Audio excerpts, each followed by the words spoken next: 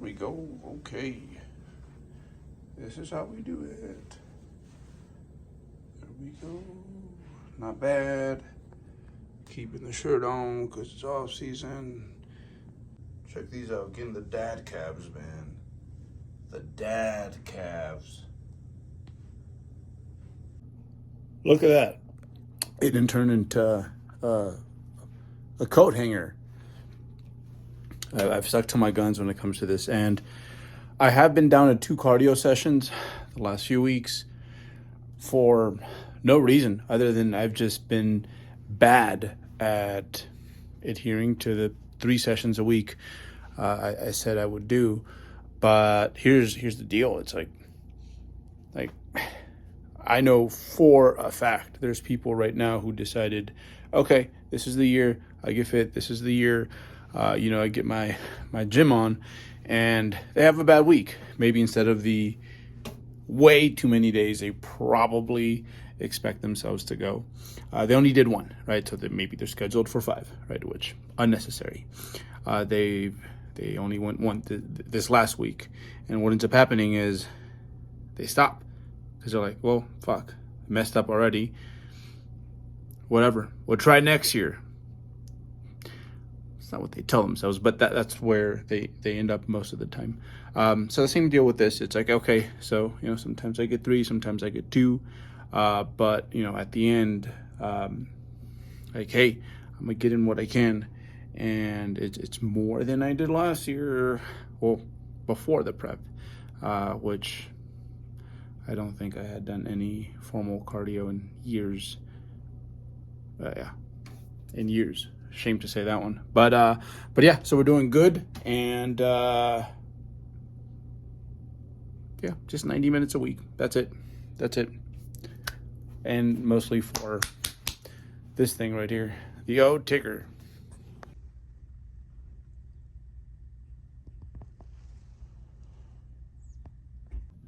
All right, too many things for me to go over in this log that I wanted to touch upon, but I think I'm gonna focus on 2 main just factors that I want to share.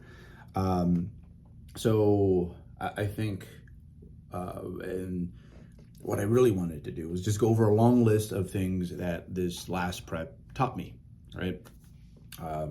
Again, as I've mentioned before, contest prep makes you very transparent, like when it comes to the things that you're doing right in life that you're not doing so well, or that the world's not doing well for you, and maybe you need to cut those off.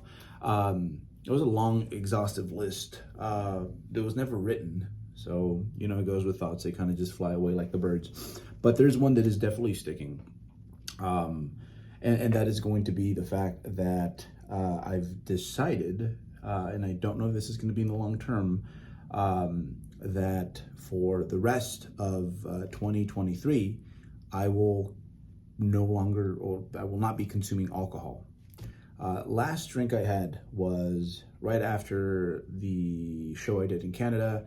Cynthia and I went to a very nice restaurant, and I had a little tequila along with my meal, just one shot, and no reason. So here's the deal. It's like with alcohol, I don't think I started consuming it until I was like 25, 26. And this is because in my family, alcoholism runs rampant. And I can definitely see why. Because like for me, like when I drink alcohol, it doesn't feel like a downer. It feels like like freaking pre-workout, man. It feels good. But because I knew that, because this bodybuilding thing meant a lot to me, I've always been able to keep that under control. So unlike a lot of other folks that are practicing some level of abstinence when it comes to alcohol, for me, it wasn't because like something terrible happened. It's just not in the cards for me. Like it's something that I've always monitored it is in the cards for me, and because I know it's in the cards for me, it's something that I've always been very careful with. I think I've day drinked once in my life, and I think it was a baby shower. And even then, it's like I never really drank to get plastered. Nevertheless, some very important people to me in my life have been really struggling with this. And I couldn't help but think every time that I would consume, like, man, I'm making friends here, like with the enemy, oversimplifying it absolutely. But I was like, okay, well, how about we just cut it out for a while? And then I thought about it and I was like, okay, how about we cut it out like the rest of this year? So after my show in October in Canada, and then the rest of the year, next year, 2023. And immediately it made me feel a little uncomfortable. And I'm like, ooh, like you got to examine things when they make you feel a certain way, when it kicks up emotion on you. I think it's worth investigating. So I was like, ooh, I hate the fact that it made me feel a certain way. And now I'm going to have to do this because it made me feel a certain way, despite the fact that, like, on average, I probably average 1 or 2 drinks a month. So yeah, that's new. So it's been kind of nice, to be honest. And you can't help but like feel like a rebel. And to a certain extent, like, look, when I started bodybuilding, like, fitness wasn't glamorized or sold the way it is today. You were weird for doing it. So to me, it's always been weird, like, to see a lot of the folks that I grew up with that would give me shit lightly about what I do, like with the little protein shakers in the gym, taking selfies. Good for them, by the way. I'm like all for it, and really proud of them, like, for sure. But so it's kind of rebellious. And then to do it like naturally, bodybuild naturally, holy crap, that is rebellious. So the drinking kind of puts me in that frame of mind where it's like, oh, it's uncommon that you don't do it. So I'm digging it. And yeah, there's Valentine's Day's coming. I'd love to have a glass of wine with Cynthia. We're going to this sick ass restaurant, but nevertheless, like, sticking to my guns, see what happens at the end of the year. And then I'll decide what do I abstain from this, like, forever? That's a possibility. The other is that I just kind of go back to what I was doing. I don't know, but nevertheless, man, like, made me feel a certain way. The athlete in me just takes over the wheel way too frequently, and he's like, no, we're gonna do this, man. So we're doing it. So there's that. And then the other thing is that I am training 3 days a week, and I think this is something that everyone at some point should do. Train 3 days a week, which usually means like minimal amounts of volume. And I think this is a great way to sift, at the very least, to see, hey, is all the efforts that you're putting into your training like really contributing as much as you think, right? So for example, someone who has always lost weight with like 6 meals, right? They still exist.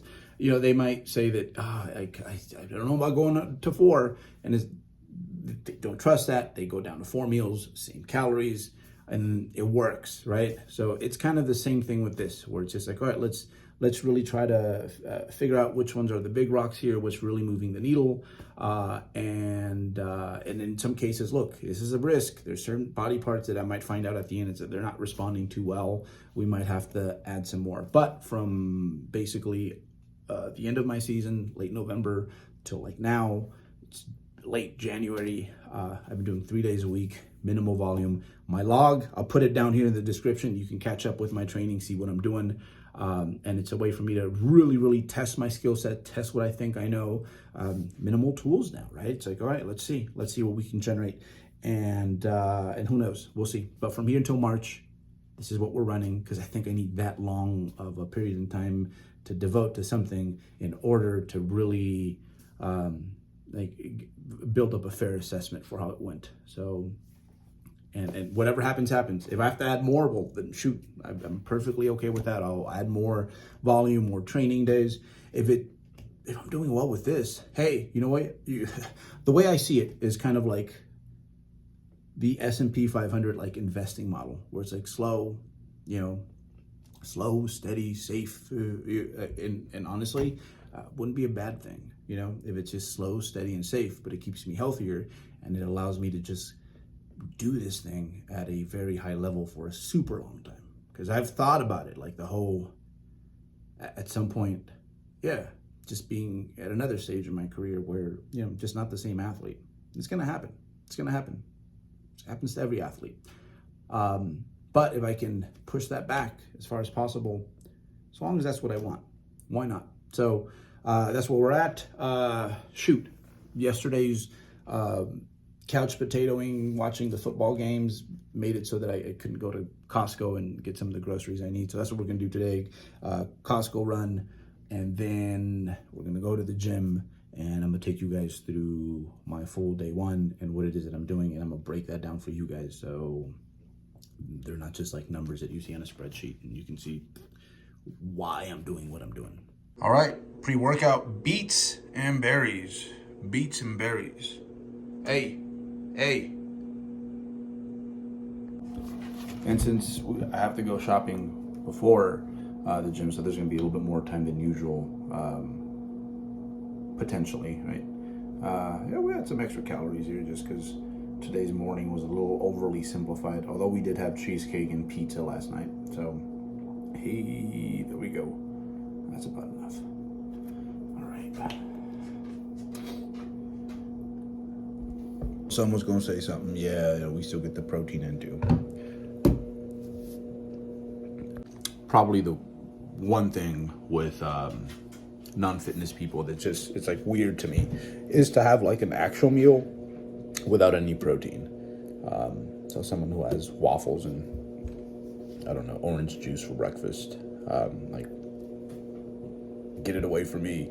So yeah, no, we gotta have a protein. If it's gonna be an actual meal, there's snacking. Sometimes I'm not a big snacker. Yeah, we gotta have calories plus the protein.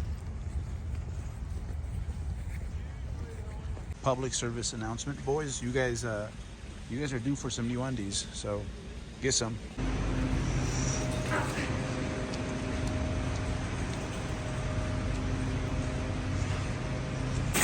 Didn't go exactly as planned. So, hey, we took advantage of the fact that it's a little colder.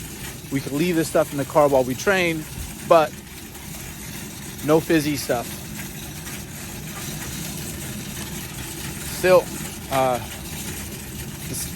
this is usually about what we get. Oh, and Paul took a dookie in the living room. Paul! That's a big dookie. Paul! Why'd you do that, buddy?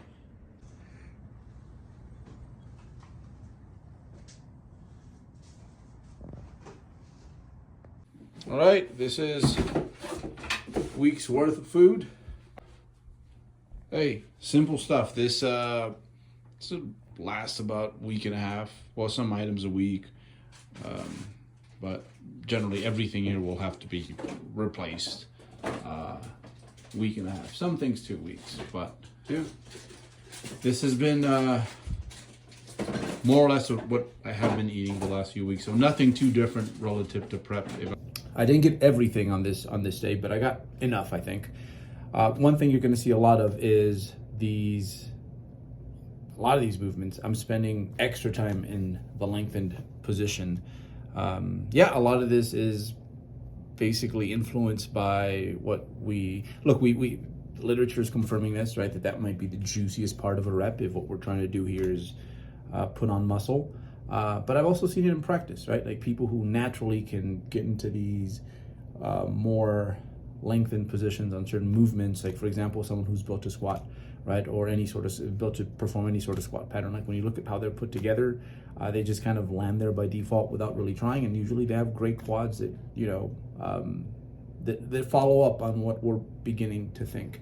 Another reason for me is because, hey, I'm not using a whole lot of volume, so I might as well make the potion, the extract, a little bit more pure. One thing you're going to see with a lot of my pulling movements is that, yeah, I lose good range of motion, like when you compare the first rep to the last rep, but I'm fine with that because, again, the juiciest part of the rep here is going to be this segment here, the more lengthened portion, and yeah, like quite often when you're using, like, I guess, like the standard that I can't retract or bring it in all the way back is like failure. There's just a lot of area that isn't being swept. Again, this is experimental to some extent, but I think it makes sense, and it's something that I did start using last off season. Maybe not in this exact manner, and I did see some pretty good results. This, along with just better exercise selection when it comes to my back musculature. So we'll see how this goes. I know that for sure my upper back and traps, from this being stretched out position, they get a lot of like growth, like that's for sure. It's one of the reasons that I RDL, is because my traps, along with my hamstrings and my hip extensors, really seem to enjoy that. So yeah, I'm losing range of motion with every rep, but I'm okay with that, so long as yeah, it's not just a elbow bend towards the end. Before you do this, I would definitely suggest that, like, again, this is more of a, I guess, an advanced athlete, just like turning stones, trying to see what they can do to make the situation a little bit better. And the situation for me is that, man, it's just really hard to grow at this point. Okay, dumbbell incline. Man, these were hard. And for this exercise, I definitely need Cynthia there to like count me up. With these long pauses, anything that is a movement where I'm like being crushed rather than like being pulled apart, yeah, I have her count me up, because then otherwise the pauses will be cheap. So what I'm usually going for here is like 2 to 3 second pauses. At some point, I will definitely take away these pauses just for funsies, and probably run something that is going to help me, yeah, just work on the getting stronger side of things. I'm anxious to see what that, once I get like the, yeah, get back in rhythm with like the kind of stretch reflex. I won't be bouncing things out, but they won't be paused like this. Anxious to see what sort of loads I can put up. I suspect that right now, like if I did, you know, 4 to 6 week block of like no pauses on this lift itself, I think I'd be somewhere in like the 115-ish for, you know, like 6 to 8 reps. So we'll see at some point, but at this point I'm really loving this, because like to get to the 85s, it doesn't take a whole lot of warming up. Getting up to the 115s, that could be a little bit more of a process. And yeah, it just feels safer. And again, I'm looking for solutions to my problem, and my problem being that I've been training for 23 years and it's hard to make muscular progress. This right here, look, just a standard cable row. I would much rather prefer just a typical dumbbell row. I think it does the exact same thing, but my elbows seem to not like it. At least last time I did it, at some point they were like, "Nah, I'm done with this." My left elbow in particular. I love dumbbell rows. I don't really like this movement or any sort of like lat-centric cable motion, but for now, this will do, just because my elbows have been feeling amazing, and that's one thing about prep. I was running with elbows at about 80% most of the time, and I knew these injuries were things that, these boo-boos were things that, like, when well-fed stated I'd clear them in a month, and honestly, like 1 month post-prep, elbows felt better. So I want to keep it that way for a while, especially given the fact that out of all my body parts, my triceps have been the body part that have grown the best post-prep. This is another change around for me, so no dumbbell flat pressing. I'm gonna use this machine just because, you know what, that's something I've never committed to, is having a machine be like my prime mover for this area right here. Yeah, and like when I look at my physique, that's probably the area that I think needs the most love. See, like chest is one of those areas that doesn't, look, it matters on stage, but it won't kill you the way like lack of delts, lats, and lower body would. Long pauses here again, and honestly, I think for me this is going to be especially important for my pecs, because you know those indents that I have here have super tendony pecs, and like those things can take over. Let's see, this one right here, just your standard cable hammer curl. I like having it behind me, it just aligns me better. Same thing, nice pauses. Out of everything, what's been blown up the most has been my arms and my delts post show, and I think a lot of it has to do with the fact that I kind of narrowed down my exercise selection to the things that work for me. And one thing about these movements, the isolation movements for shoulders and arms, is that it's very easy to improvise without knowing, to kind of cheat and and yeah, take away from what it is that we're trying to do. So I think a combination of just better technique when it comes to my movements that focus on the torso, whether it be my back, my chest. I think that covers a lot of the needs for my arms. But also when it is time to isolate them, it's like, oh boy, we isolate them way more than in years past. One of my favorite movements right here. So the across the body lateral raise. With this one, honestly, you just want to set yourself up so that with the cable, like you get the stretch that you would get when you're trying to stretch your medial delts. And man, like this has been, I'm excited for this movement because I do think to a small extent, I saw some growth in my medial delts over the course of my prep. I think a lot of that had to do with the fact that, like a lot of folks out there, I've never really placed them in a fully lengthened position. Yeah, I did some like machines, and machines will kind of cover that portion of the range of motion, but not like this. Most of my work had been with dumbbells, and I think dumbbells are fine, but again, that's going to be mostly the shortened portion of what your medial delts do. That's what those are going to cover. So this movement, man, it's in terms of performance, relatively speaking, because these are slow movers, it's done quite well since my prep ended. And yeah, I have a little extra layer of fat on me. I still look really good. This is probably like right around, if I had to pick a physique, it'd probably be this one because I feel big in clothes. And then, yeah, you can still see a lot of the muscular separation, but I can see there is some things that have already taken steps in the right direction. And I think primarily it's been my medial delts and my triceps. So yeah, long pauses here as well, really digging into that stretch. And man, like delts have always been a relatively strong body part on me. And it's one area I hold a lot of fat there. Like even now, like for some reason, a lot of stuff accumulates here, even at like 12, 13 pounds over stage weight. So I can't wait to, 2024. When, at least at this point, that's what I'm thinking. I'm going to compete again in 2024. I think between now and then there will be some really good changes to the shoulders and arms, which again, that was the drama prior to last prep. I think I kind of have that figured out for the most part. And we just got to get this part here to start cooperating. This right here, this machine, man, has been here for just sitting there forever. No one really likes it. But I really like the fact that it keeps me stable so that I can, really lengthen that tricep and it's almost like a little bench, like the way a bench would work for like your chest pressing, but for my triceps. And man, like this machine here, like has been very generous in regards to the progressions. Again, a lot of this has to do with the fact that my elbows were like 80% through most of my prep. And, but again, it fits me like a glove.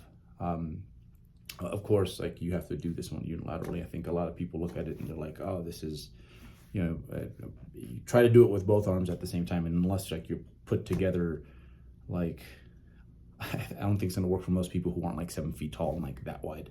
But yeah, this one has been money and realistic. This is the only direct tricep work that I have in my training program right now. And it's been working well. And my elbows almost week to week have been feeling better. So yeah, one thing I have been digging about the lower volume approach has been the fact that I can really drive. It's just so much more straightforward. When you only have like 2 sets of everything, you can go, what's being asked from me is very straightforward. It's just go really close to failure or to failure, especially on the safe movements. So that's very easy to work out for me. It's just like, just go till you can't. And of course, I think sometimes with these sort of schemes, what where people go wrong is they try to beat the logbook every single time, when in reality, that can make for sloppy technique over time. So again, I'm just going in there with no expectations, like doing my best, trying to keep technique as honest as possible, and yeah, like being consistent with my efforts, not necessarily trying to force progression, although I kind of know in the back of my mind like what I can expect, and yeah, like this way, if I do make the muscular adaptations that I want to make, like it's going to eventually show up in my output. But you know, you get in trouble with these sort of systems where, like, you know, it's low volume, close proximity to failure, when you are purposely just too focused on beating last week's metrics. Which at this point, like if I'm doing that, it's either because it's a new exercise and I'm kind of grooving it in, or because something changed in my technique. So I'm loving it because it's really straightforward. Like it's 3 training days a week, low volume, and my mission's quite simple. When I get in there, just get in there and go hard. Not a whole lot of trying to finesse things outside of just trying to keep like my technique where it's at, or over time, like make it better. So yeah, man, I'm doing really well. It's been an amazing start to my 2023 off season. I miss, you know, the sense of hunting and pursuing something that, you know, a contest season kind of has you living in. But at the same time, like last on season was only as successful as it was because I did my job on this side. So the way I'm framing it is, hey, you know, right now I might not have any shows on the horizon this year, and I won't have any until soon as like next year, like fall. But what I do now is directly going to impact what sort of success I experience come next prep. So no, it's been amazing. I have nothing to complain about, and but you got to stay humble, man, because when it comes to bodybuilding, it's like every time you think you have this thing under control and you have it mastered, it's like it will surprise your ass. So I'm gonna stay humble, going to try to stay in the pocket, as they say, and just do my best and let consistency and time do its thing. So yeah, that's how I'm living, guys. It's life after Shredz has been amazing to me, and yeah, nothing else to report at this point.